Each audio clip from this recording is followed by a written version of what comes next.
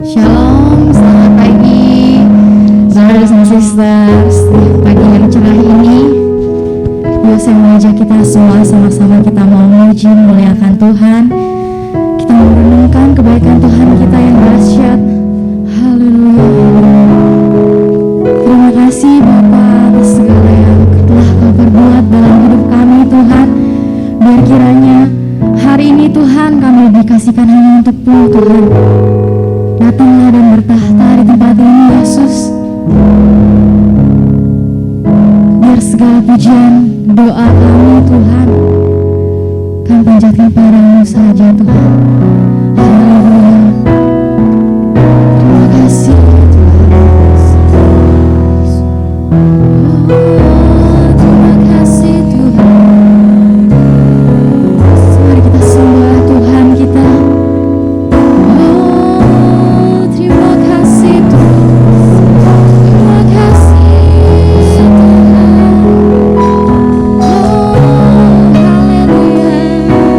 Haleluya.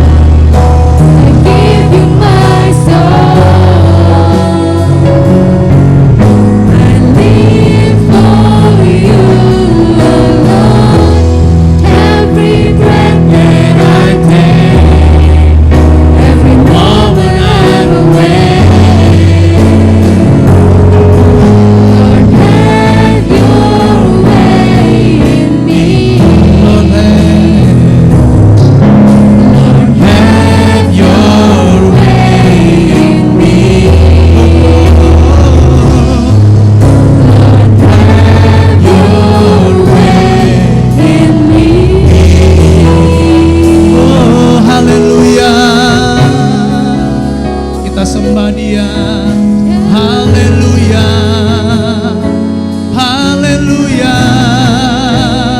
Yesus, hidup kami milik-Mu Tuhan. Kami berikan sepenuhnya kepadamu. Pakai kami seturut kehendak-Mu.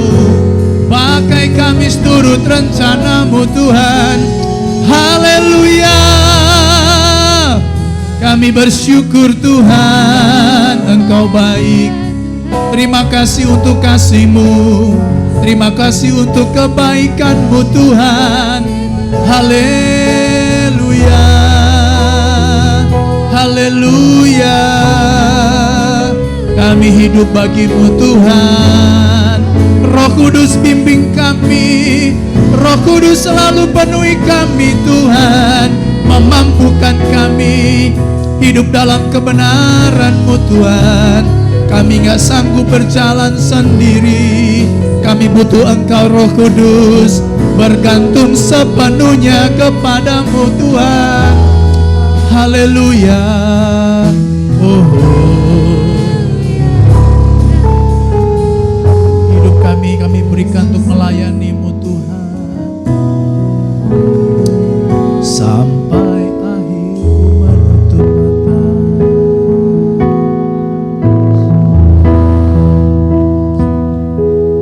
Pagi ini atau siang hari ini Tuhan, kami bersyukur untuk waktu yang indah yang Tuhan beri bagi kami untuk kami bisa memuji Tuhan pagi ini. Dan saat ini kami akan merenungkan firman-Mu Tuhan. Kau urapi hamba-Mu, hamba gak bisa apa-apa tanpa Engkau. Hamba bergantung kepadamu ya Tuhan, dan biar apa yang hamba sampaikan pagi ini berasal dari Tuhan. Menguatkan kami, memberikan kami kekuatan, bahkan juga berikan kami kemampuan Roh Kudus untuk juga mentaati firman-Mu sehingga kami semua hidup dalam ketaatan. Terima kasih Bapa buat kehadiran-Mu di tengah-tengah kami pada pagi atau siang hari ini Tuhan. Terima kasih Bapa, kami siap mendengarkan firman-Mu. Yang percaya katakan amin. Beri tepuk tangan buat Allah kita. Silakan duduk kembali Bapak Ibu. Selamat pagi atau selamat siang. Shalom. Ya, pertama saya ucapkan terima kasih ya Pak Nathan dan Ibu Lina buat kepercayaannya diberikan kepada saya untuk melayani kita pada siang hari ini. Puji Tuhan. Mari kita buka Alkitab kita Bapak Ibu Saudara sekalian dalam Injil Matius pasal yang kelima ayat 13 sampai 16. Firman Tuhan siang ini berjudul menjadi berkat bagi masyarakat. Menjadi berkat bagi masyarakat. Matius pasal 5 ayat 13 sampai 16. Kita akan baca bergantian ayat ini. Saya ayat yang ke-13, Bapak Ibu ayat 14, kemudian saya 15 dan ayat 16 kita akan baca bersama-sama. Garam dunia dan terang dunia. Ayat 13 saya akan mulai baca. Kamu adalah garam dunia. Jika garam itu menjadi tawar, dengan apakah ia diasinkan? Tidak ada lagi gunanya selain dibuang dan diinjak orang. Ayat 14. Lagi pula orang tidak menyalakan pelita lalu meletakkannya di bawah gantang, melainkan di atas kaki dian, sehingga menerangi semua orang di dalam rumah itu. Di depan orang, supaya mereka melihat perbuatanmu yang baik dan memuliakan Bapamu yang di sorga. Surah ayat 16 saya baca ulang, demikian firman Tuhan, demikianlah hendaknya terangmu bercahaya di depan orang. Ya, ada kata di depan orang. Supaya mereka melihat perbuatanmu yang baik dan memuliakan Bapamu yang di sorga. Saudara-saudara, satu hal yang kita perlu ingat dan kita perlu tahu bahwa kita ini dipanggil saudara-saudara untuk memuliakan Tuhan, untuk memuliakan Bapa di sorga. Karena itu kita menjadi sebuah model. Artinya bagaimana dengan hidup kita, ya kan? Dilihat banyak orang, lalu kita jadi saksi Tuhan, dan lewat hidup kita nama Tuhan dimuliakan. Sudah saya ingat berapa tahun yang lalu ini saya lihat mayoritas banyak anak-anak muda ya Bu. Saya ingat 2010 saya juga rintis gereja pertama kali, itu banyakkan anak remaja dan pemuda-pemuda. Sekarang ya mereka sudah berkeluarga. Saudara-saudara, saya ingat betul waktu itu saya memang dari 2002 melayani di sebuah gereja, ya cukup lumayan lah ya, cukup besar. Tapi kemudian saudara ada sebuah kerinduan di hati saya, rasa-rasanya ada yang kurang. Karena waktu itu saya hanya ya melayani, memikirkan di 4 tembok gereja saja. Jadi hanya berkutat seputar situ-situ aja. Dan saya kemudian berkata sama ya Bapak rohani saya, Bapak Samuel Kusnadi, bahwa saya rindu untuk rintis baru dari nol di kota Cilegon. Karena saya menyadari bahwa begini saudara, gereja itu seharusnya berdampak. Amin. Gereja harusnya kehadirannya bisa dirasakan oleh masyarakat di sekitar kita. Jadi saya beranikan diri, saya 2010 merintis saudara dari ya mungkin ada 12 orangan lah, 12 orang. Saya secara jasmani juga mikir nanti kehidupannya bagaimana, jemaat yang saya ini bagaimana. Waktu itu saya juga masih harus menyekolahkan atau menguliakan satu anak rohani saya di satu sekolah di Karawaci, saudara-saudara ya. Itu juga kosnya tiap bulan saya yang bayarin, uang kuliahnya saya yang bayarin. Tapi ada sebuah kerinduan besar di hati saya bahwa gereja itu harusnya berdampak. Jadi saya ada semacam dalam tanda kutip ketidakpuasan saudara di gereja yang lama, lalu saya rintis yang baru 2010. Lalu dari situ saya mulai keluar ya istilahnya keliling kota, begitu saya lihat di Cilegon pergumulannya apa, tantangannya apa, supaya gereja itu hadir menjawab tantangan masyarakat yang ada. Dan dari situ saya lihat bahwa ada beberapa anak-anak ya nggak sekolah, anak kecil-kecil di satu mall nggak sekolah, minta-minta. Waktu saya tanya, kamu kenapa nggak sekolah? Ya iya biasalah ya, klasik alasannya nggak ada biaya dan sebagainya. Terus saya bilang, boleh nggak saya main ke rumah? Boleh. Wah, waktu saya main ke rumahnya saya itu baru tahu, padahal saya di Cilegon itu berarti dari 2002, waktu itu 2010, berarti 8 tahun saya di Cilegon. Saya tidak pernah tahu ada satu kampung yang isinya itu pemulung semua. Jadi rata-rata ya kerjaannya buruh, pemulung, dan banyak yang nggak sekolah.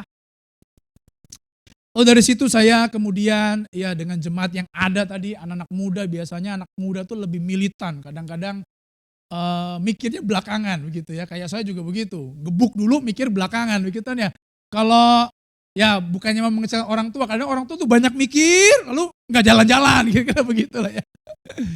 Dan waktu itu sesuai dengan apa yang ada, kami memulai membangun sebuah sekolah gratis sesuai dengan tujuan kami ingin menjadi berkat.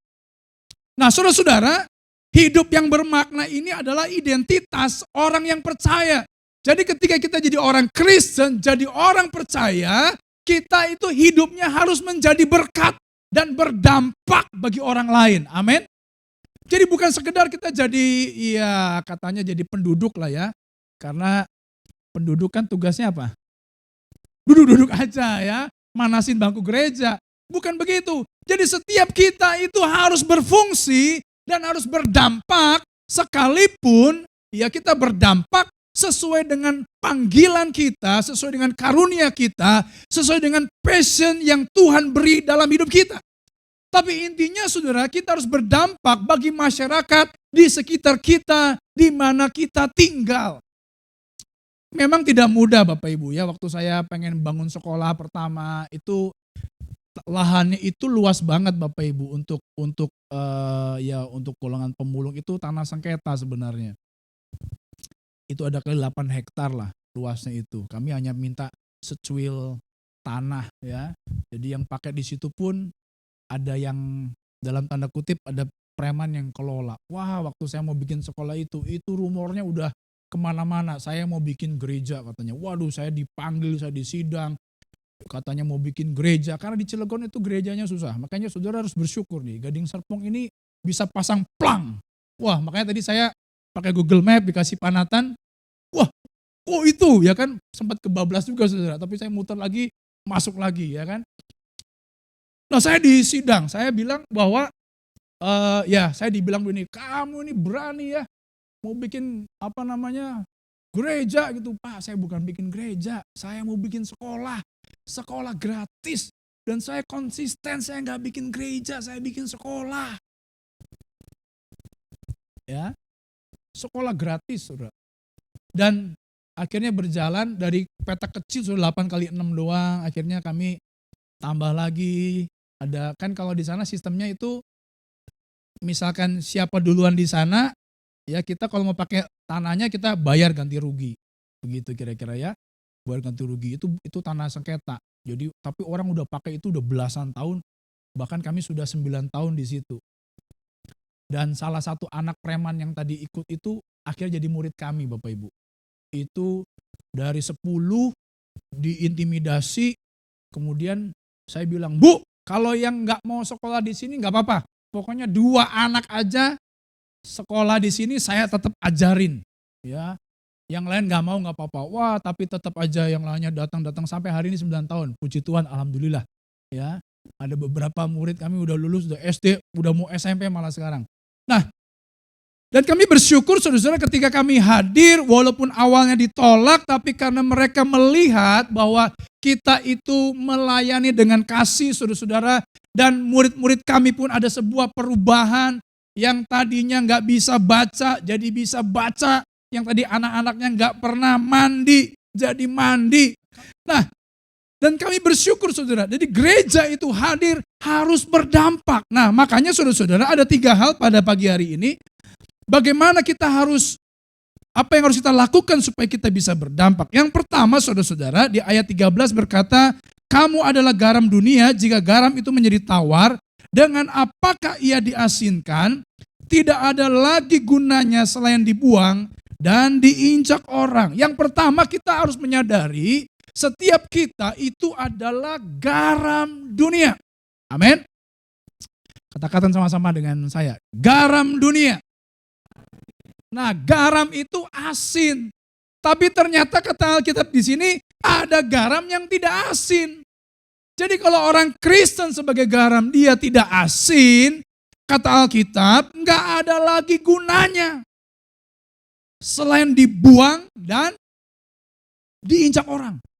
Jadi setiap kita ini harus berdampak, harus berfungsi. Karena itu harus berbeda dengan orang di luar sana.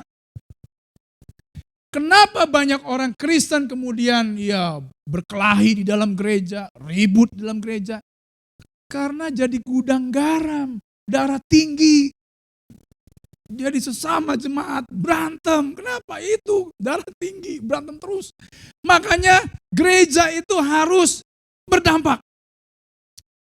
Gaya hidup kita harus berbeda. Jadi anak muda juga harus berbeda. Cara kita bekerja harus berbeda. Kalau jadi karyawan, ya datangnya nggak boleh terlambat. Pulang lebih dulu, ya nggak boleh. Mentalitasnya harus dirubah.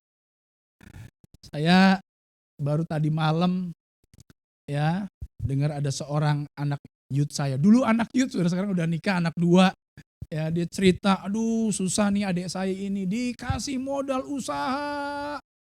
Modalnya kemakan.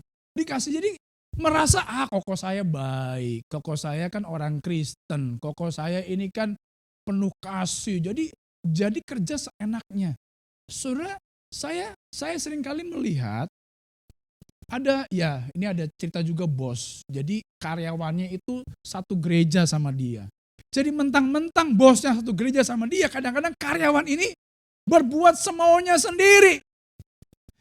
Saudara, kadang-kadang kita tanpa disadari karena merasa punya hubungan baik mungkin dengan atasan, mungkin merasa atasan kita masih ada hubungan saudara, sehingga kadang-kadang kita ini kerjanya seenak kita, semau kita. Malah kadang-kadang orang yang di luar sana yang agamanya berbeda dengan kita, kerjanya lebih maksimal, kerjanya lebih berkualitas, kerjanya lebih baik. Ya, saya punya anak youth juga, saudara-saudara, saya kadang-kadang kesel juga ya.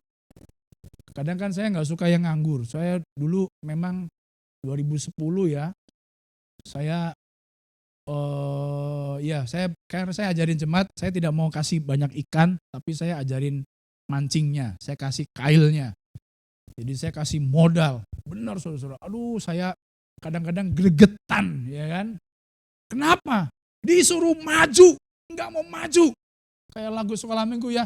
Didorong-dorong, kenapa tak mau maju? Aduh, didorong-dorong nggak mau, pusing. Sampai saya tanya, kamu ini mau usaha apa? Dibukain usaha, udah keluar, saya keluar modal udah cukup banyak Bapak Ibu. Sampai terakhir itu saya udah nggak punya duit karena tabungan saya udah nggak ada. Duit saya yang tersisa hanya cincin saya waktu itu. Saya harus terpaksa saya jual ya untuk modal usaha satu anak pemuda saya ini. Saya rela saudara-saudara demi dia bisa maju. Saya bilang nanti kalau kalian jadi berhasil itu buat kalian semua, bukan buat saya. Saya udah lihat kalian berhasil, udah senangnya luar biasa. Yang penting etos kerjanya. Ya cincin melayang, modal melayang, akhirnya juga habis semua. Artinya ketika kita jadi garam, dimanapun kita kuliah, dimanapun kita bekerja, dimanapun kita tinggal, tunjukkan bahwa kita ini pribadi yang berbeda. Amin. Karena identitas kita adalah garam.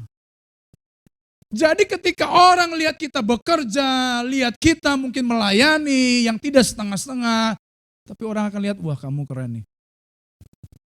Kayaknya kamu ini beda. Makanya saudara-saudara perubahan hidup itu adalah iklan yang paling top. Saya akhir Juli kemarin saudara di khotbah di Salembaran, habis khotbah ibadah, saya ngobrol sama gembalanya. Lalu saya cerita, ya background dia apa? Ya dia dari Kalimantan Barat, ya di satu kota di Kalimantan Barat.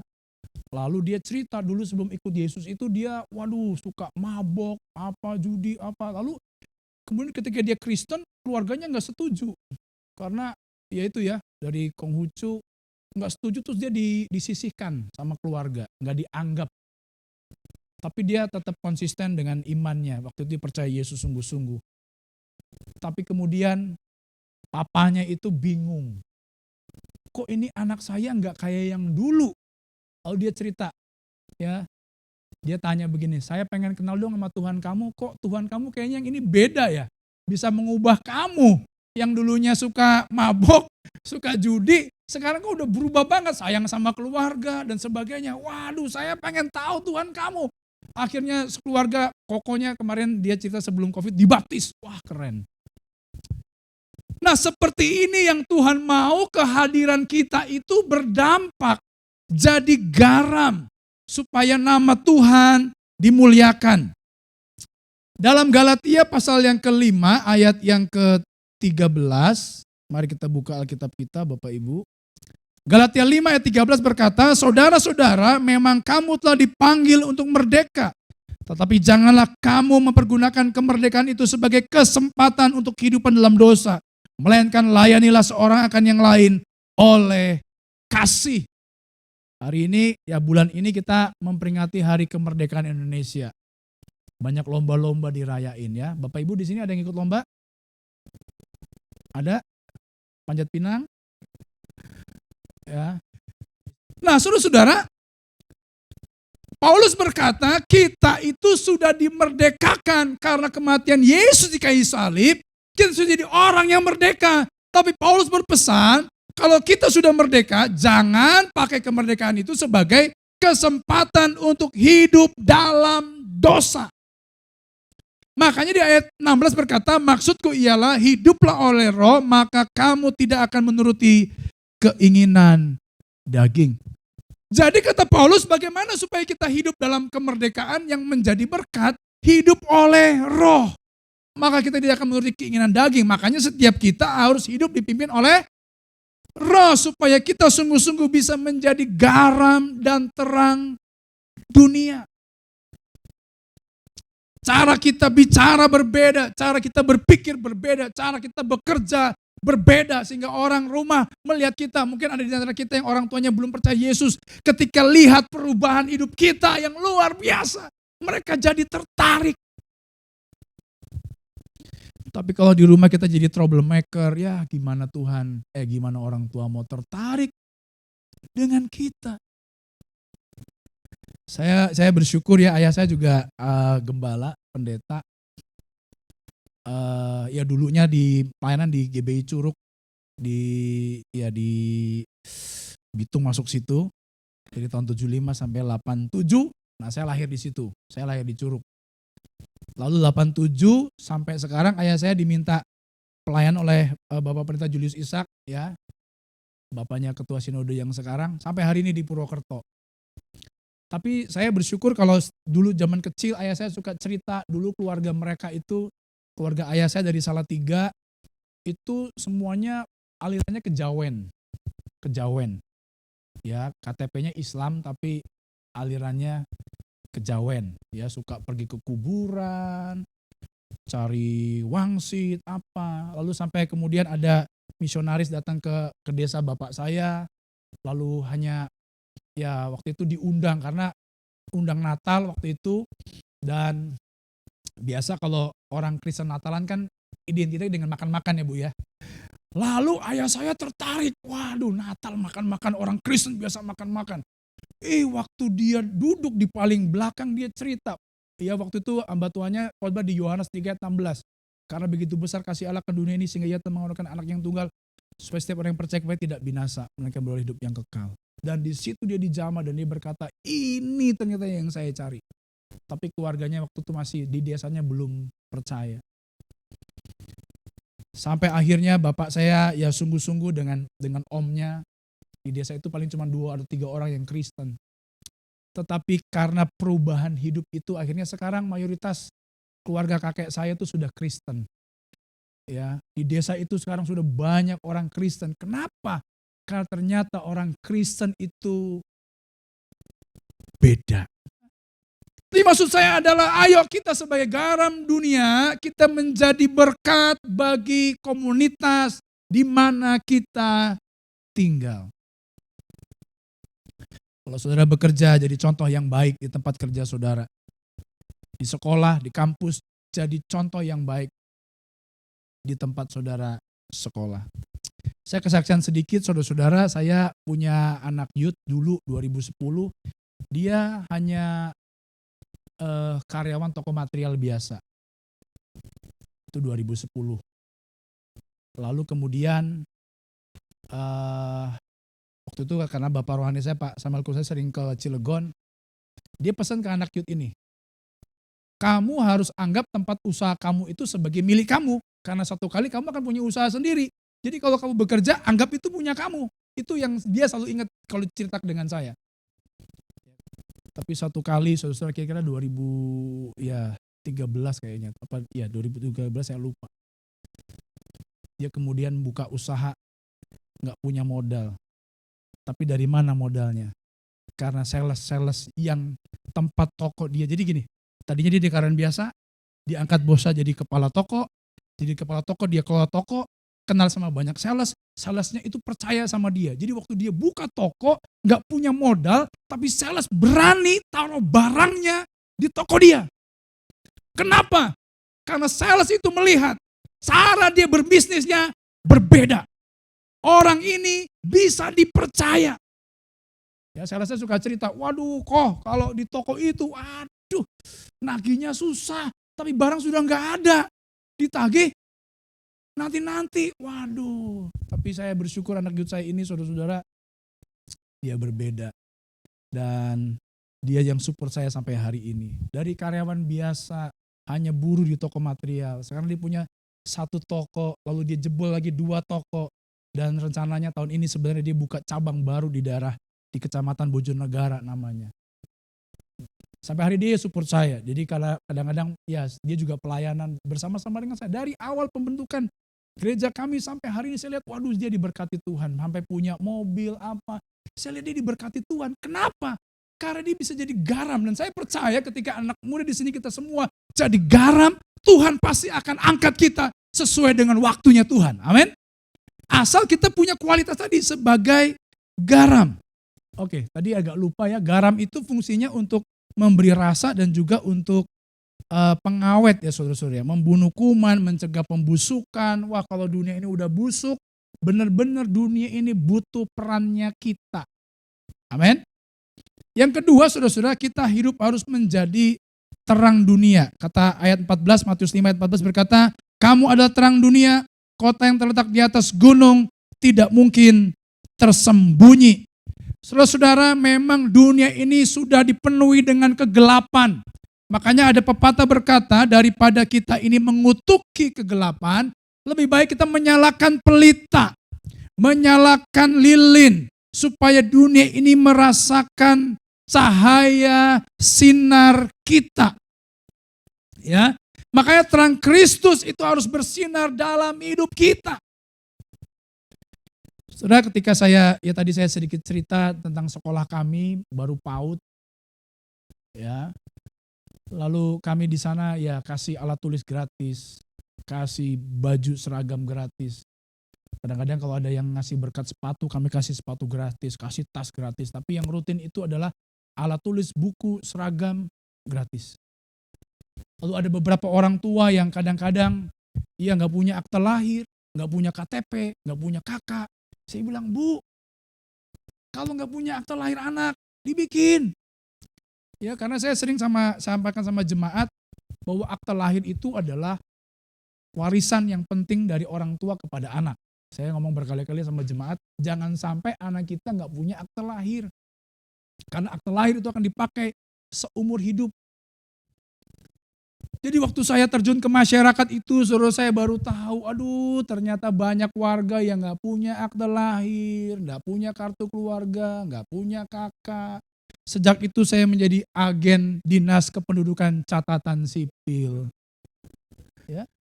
Jadi kita bantuin. Kenapa? Karena saya rindu bahwa kehadiran kita di masyarakat menjadi terang. Amin. Nah, saya nggak tahu apa yang Bapak Ibu Saudara hadapi ya di tempat kita masing-masing, komunitas yang kita tinggali.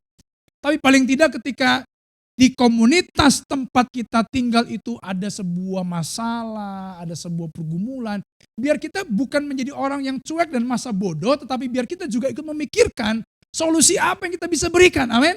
Sehingga gereja yang kita, ya gereja itu artinya bukan hanya gedung dan tempat ini, tapi kita juga gereja itu bisa berdampak buat orang lain. Menjadi jawaban. Satu kali saudara ada anak satu ke rumah saya sambil nangis-nangis. Dia cerita, Om gimana ya Om, bapak ibu saya tuh berantem terus, tiap hari berantem, gimana ya. Saya kok lihat orang Kristen kok rumah tangganya baik-baik, akur-akur, gimana sih Om? Kesempatan saya berdoa, kesempatan saya ngasih masukan, kesempatan saya cerita tentang Isa Al-Masih. Saya juga berteman dengan kelompok penyanyi jalanan. Ada seorang istri yang suaminya juga penyanyi jalanan. Dia tiba-tiba mau ke rumah saya tapi ngumpet-ngumpet. Bukan ini Suzur ya, Buki itu ya. Oh ya, masuk dia cerita, Bang, tolong jangan kasih tahu yang lain ya Bang, saya kesini, saya hanya pengen konsultasi dan sharing. Ternyata begini saudara, ketika kita hadir di komunitas tempat kita tinggal, lalu ternyata mereka melihat kok kita ini orang Kristennya berbeda, disitulah kita bisa menjadi terang bagi banyak orang.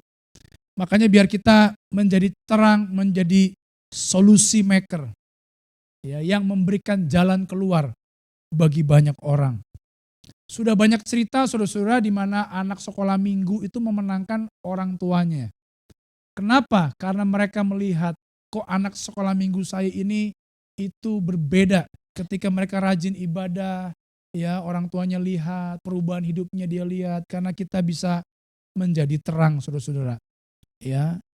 Yesus adalah sumber cahaya menjadi terang dunia, berarti kita mempresentasikan sikap hidup yang mengikuti teladan Yesus. Orang Kristen tidak seharusnya menarik diri, ya kita nggak boleh menarik diri, menyembunyikan terang di bawah gantang, tapi kita harus keluar. Dulu saudara sebelum pandemi kami gereja setahun sekali bikin bakti sosial dengan skala besar. Jadi waktu itu dimulai dari saya waktu itu di rumah kan biasa ya istri saya kan suka ngumpulin tas, baju. Saya nggak tahu ibu-ibu di sini wanita suka ngumpulin nggak? Tapi Ibu Lina kayaknya enggak lah ya. Aduh istri saya nih udah punya tas, beli tas lagi, tasnya numpuk, baju numpuk. Saya bilang, yang itu kamu ngumpulin tas buat apa? Jarang-jarang dipakai juga, udahlah disumbangin aja. Enggak, sayang. Wah, baju juga banyak. Jadi kemudian saya galakkan jemaat. Ayo ibu-ibu, terutama ibu-ibu sih yang suka nyetok, ya kan. Di hari Natal nih biasa saya bilang begini, coba kalau kita ulang tahun, biasanya yang ngasih kado, yang ulang tahun apa teman-teman yang ulang tahun? Gitu kan ya. Ya yang ngasih kado ya yang teman-temannya yang ulang tahun. Yang ulang tahun ngasih kado enggak? Enggak. Lah terus kalau Natal kenapa kita yang dapat kado? Benar ya? Yang dapat kado Yesus apa kita waktu Natal? Yesus ya. Tapi seringkali yang dapat kado siapa? Siapa? Ayo. Kita. Ya kan? Kita dapat sepatu baru, baju baru. Jadi saya bilang gini, ayo kita kasih kado buat Tuhan Yesus. Caranya gimana? Coba tuh di rumah diperiksa ya, pulang dari gereja periksa ya. Nah, jadi saya suruh kumpulin tuh baju-baju yang mau dipakai. Kita bikin baksos. Kita jual murah, saudara-saudara, supaya orang pakai baju kita. Jualnya 5.000, 3.000, 1.000. Waduh, macam-macam saudara. Kita jual semua. Wah, saya bangga. Satu kali ada anak pengamen jalanan pakai baju batik saya. Keren. Jalan. Kok rasa-rasa kayak jadi pendeta dia ya. Karena kan hampir setiap tahun saya dapat dikasih jemaat baju suruh. Jadi daripada nganggur, ya udah saya kasih. Lalu hasil penjualan bakso itu kan lumayan sudah. Ada yang 8 juta sampai 10 juta. Biasanya setiap tahun kami keluar saudara-saudara. Ngapain? Kami cari gereja desa. Jadi satu kali di daerah Cilacap, Jeruk Legi, ada desa yang dari bilik, ya dari bilik udah pada bolong-bolong apa, kami bantu. Saya tanya sama gembalanya, butuh berapa juta untuk renovasi ini sederhana? Iya Pak, sekitar 15 juta. Dari baksos itu kami bantu, 15 juta. Kami keluar. Ada lagi desa yang di daerah mana kita bantu.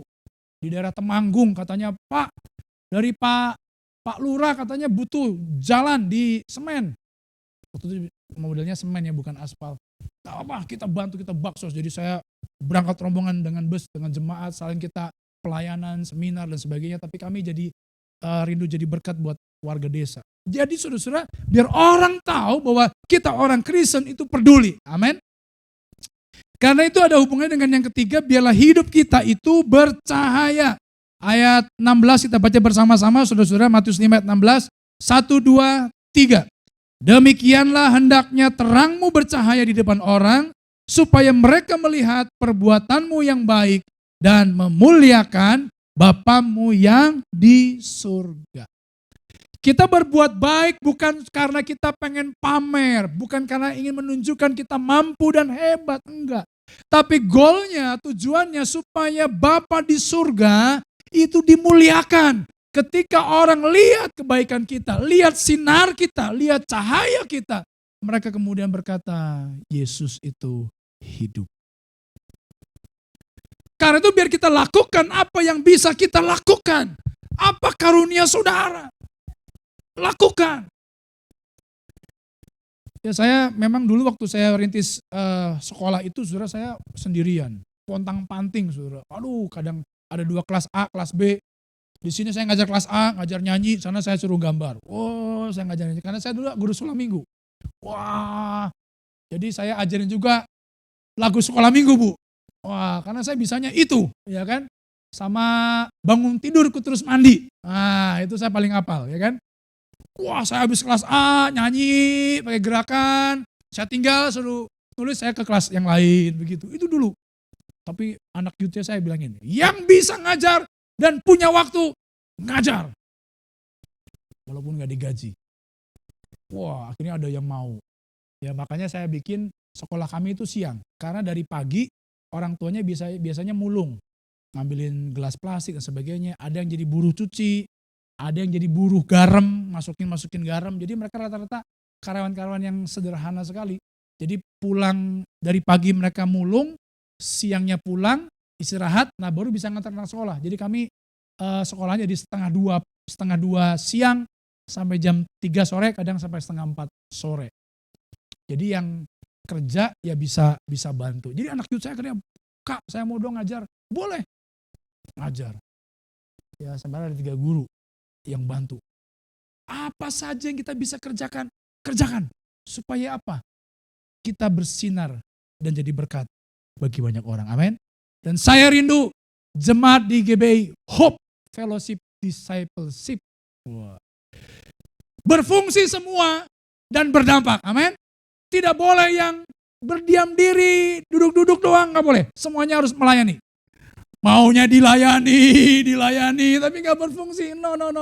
Gereja harus berfungsi, amin. Katakan kanan kiri, ayo kita harus berfungsi. Iya. Jadi garam sesuai dengan panggilan hidup kita, amin. Kita tundukkan kepala, mari kita bangkit berdiri Bapak Ibu sekalian. Tuhan ingin kita setia kepadanya, melayani Tuhan, jadi berkat, jadi garam.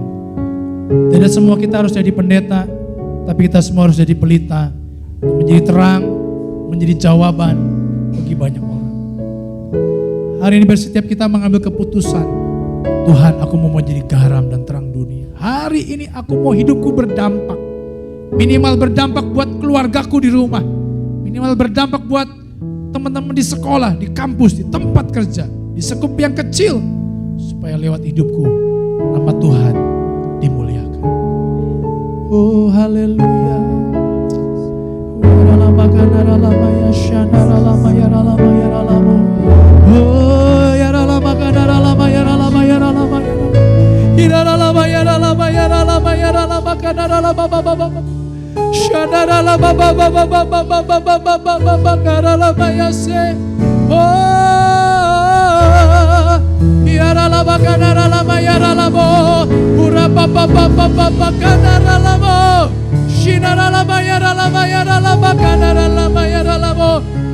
Haleluya, haleluya, haleluya.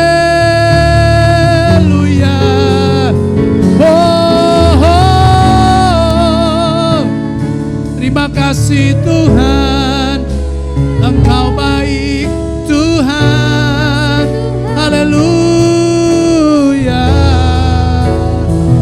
Sampai akhir ku menutup mata, ku tetap setia. Rasakan kepada David. Menanti janjimu sampai ku dapatkan mahkota kehidupanku. Ku tetap setia, ku melayanimu. Haleluya Yesus. Terima kasih ya Bapak, terima kasih Tuhan. Terima kasih ya Bapak, kami bersyukur Tuhan untuk firman-Mu pada pagi siang hari ini Tuhan. Biarlah firman ini Tuhan Yesus boleh menjadi rema Tuhan, agar kami juga boleh melakukan setiap firman-Mu ya Bapak. Terima kasih Tuhan, terima kasih. Kiranya ya Bapak Engkau berkati Tuhan Yesus hamba-Mu yang sudah membawakan firman-Mu Tuhan. Untuk Pak Daniel Tuhan Yesus, kiranya Engkau terus berkati Tuhan dengan berkat-berkat-Mu Tuhan Yesus, berkat jasmani, berkat rohani, berkat jiwani Tuhan, boleh terus melimpah untuk Pak Daniel dan juga untuk keluarganya Tuhan. Berkati setiap pelayanannya Tuhan Yesus, berkati setiap usahanya ya Bapa, berkati setiap misi-misinya Tuhan Yesus. Jadikan beliau terang, jadikan beliau garam Tuhan dimanapun beliau ditempatkan ya Bapa. Terima kasih Tuhan Yesus, terima kasih ya Bapa. Kami juga bersyukur ya Bapak untuk hari ini Tuhan. Kalau sebentar juga kami akan berpisah satu dengan yang lain ya Bapak. Kiranya Engkau pimpin kami dalam perjalanan kami Tuhan. Agar kami juga boleh pulang Tuhan membawa kemenangan yang baru Tuhan. Kami pulang Tuhan, kami boleh membawa mujizat yang baru ya Bapak. Terima kasih Tuhan, terima kasih. Di dalam nama Tuhan Yesus Kristus, haleluya. Mari saudara-saudaraku, angkat kedua tanganmu untuk menerima berkat dari Tuhan. Haleluya, sikiara lapar-lapar. Tuhan memberkati engkau dan melindungi engkau. Tuhan menyinari engkau dengan wajahnya dan memberi engkau kasih karunia. Tuhan menghadapkan wajahnya kepadamu dan memberi engkau damai sejahtera. Oleh karena itu saudara-saudaraku, pulanglah dan bawalah damai sejahtera, sukacita, berkat-berkat yang melimpah di dalam hidupmu. Tuhan akan memberikan keberhasilan dan kesuksesan di dalam setiap apapun yang Engkau kerjakan. Terima kasih Tuhan, dan kita yang siap menerima berkat Tuhan bersama-sama kita katakan amin.